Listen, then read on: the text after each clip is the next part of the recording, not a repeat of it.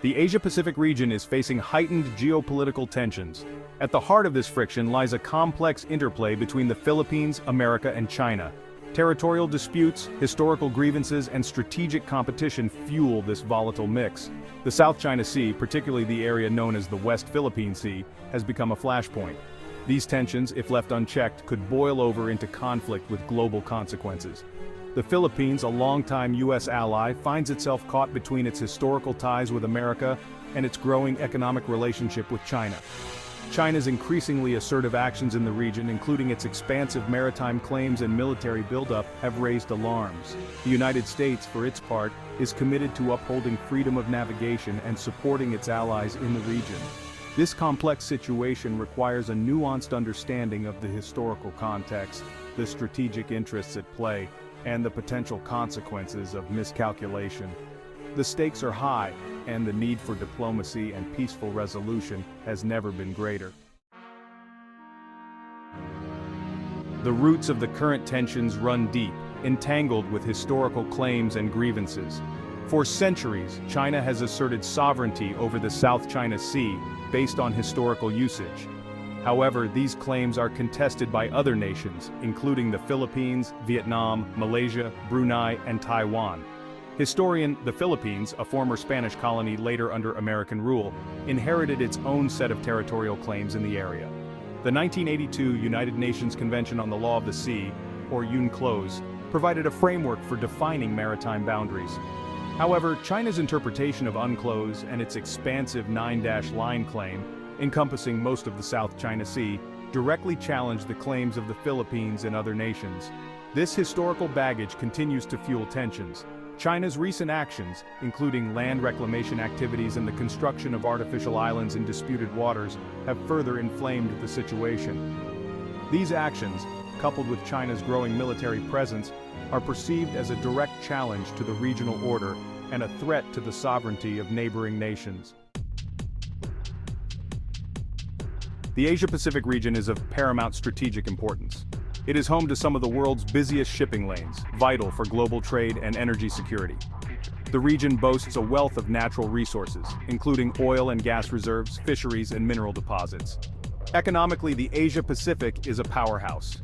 It is home to some of the world's fastest-growing economies and represents a significant market for goods and services.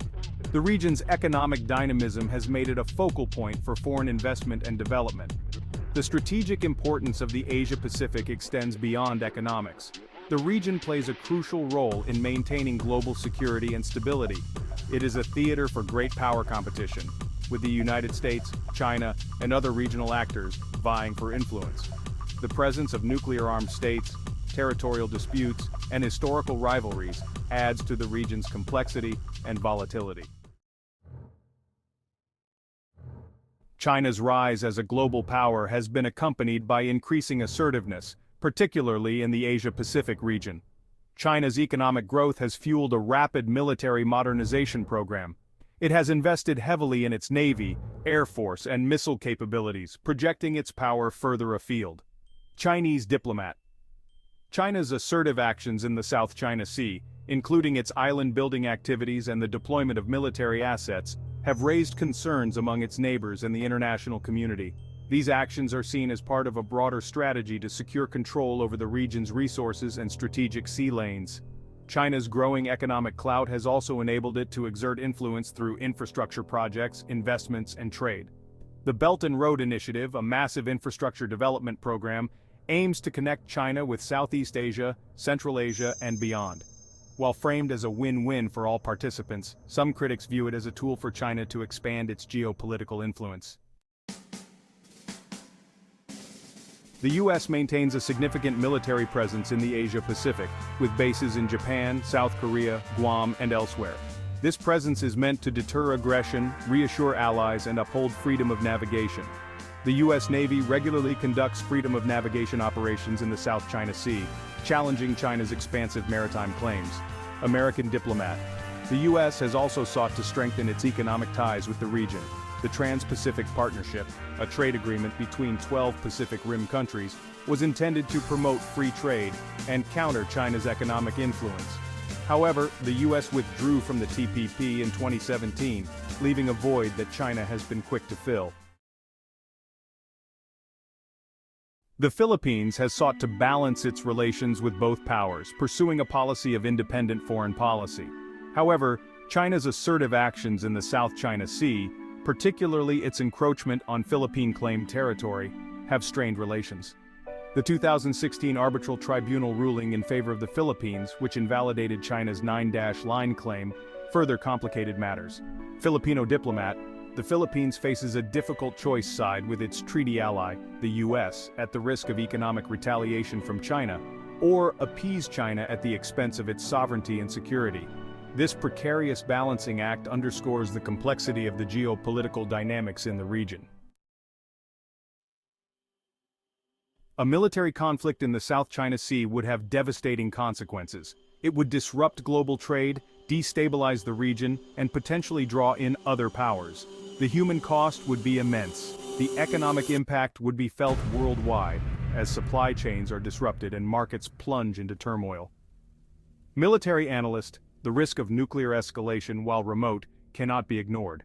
China and the United States both possess nuclear weapons, and any conflict carries the risk of spiraling out of control. The use of nuclear weapons would have catastrophic consequences, not only for the region, but for the entire world. Section 8. Economic and environmental consequences. Beyond the immediate devastation of war, the economic and environmental consequences of a conflict in the South China Sea would be profound and long-lasting. The region is a vital artery for global trade, with trillions of dollars in goods passing through its waters each year. A conflict would disrupt these crucial shipping lanes, causing shortages, price spikes, and economic hardship worldwide. The region's economies, heavily reliant on trade and tourism, would be particularly hard hit. The environmental impact of a conflict would be equally severe. Oil spills, debris fields, and the destruction of marine habitats would have long-term consequences for the region's fragile ecosystem. The South China Sea is home to a rich diversity of marine life, and a conflict would jeopardize this biodiversity. The livelihoods of millions of people who depend on the sea for fishing and tourism would be threatened. The environmental damage caused by a conflict could take decades to remediate, if at all. Section 9. The urgency of diplomacy.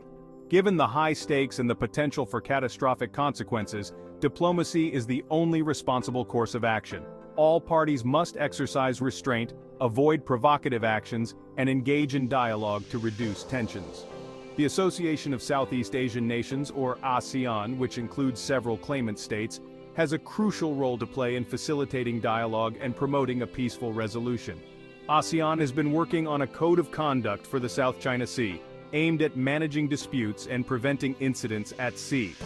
The international community must also support diplomatic efforts. The United Nations, through its various agencies, can provide a platform for dialogue, mediation, and conflict resolution. Multilateral institutions can help build trust, promote cooperation, and find peaceful solutions to complex challenges. Section 10. International Law and Cooperation. International law, particularly the United Nations Convention on the Law of the Sea, or UNCLOS, provides a framework for resolving maritime disputes. All parties should respect UNCLOS and seek peaceful solutions through dialogue and legal mechanisms. The 2016 arbitral tribunal ruling, while rejected by China, underscored the importance of international law in resolving disputes. The ruling clarified maritime entitlements and provided a legal basis for resolving some of the issues in the South China Sea. Cooperation on issues of common interest such as environmental protection, search and rescue, and scientific research can help build trust and foster a more conducive environment for addressing more contentious issues. By working together on shared challenges, countries can build relationships and create a foundation for peaceful coexistence. Section 11. A call for peace and stability. The stakes in the South China Sea are too high for anything less than a commitment to peace and stability. The region's prosperity and security, and indeed the well-being of the entire world, depend on it. All parties must choose diplomacy over confrontation, dialogue over hostility, and cooperation over conflict. The alternative, military conflict, is unthinkable. The human, economic, and environmental costs of war would be devastating and far-reaching. The international community must stand united in its commitment to peace, urging all parties to exercise restraint, respect international law, and pursue a peaceful resolution to the disputes in the South China Sea. The future of the Asia-Pacific region, and indeed the world, depends on our collective wisdom, diplomacy, and unwavering commitment to peace. Let us choose wisely, act responsibly, and work together to build a more peaceful and prosperous future for all.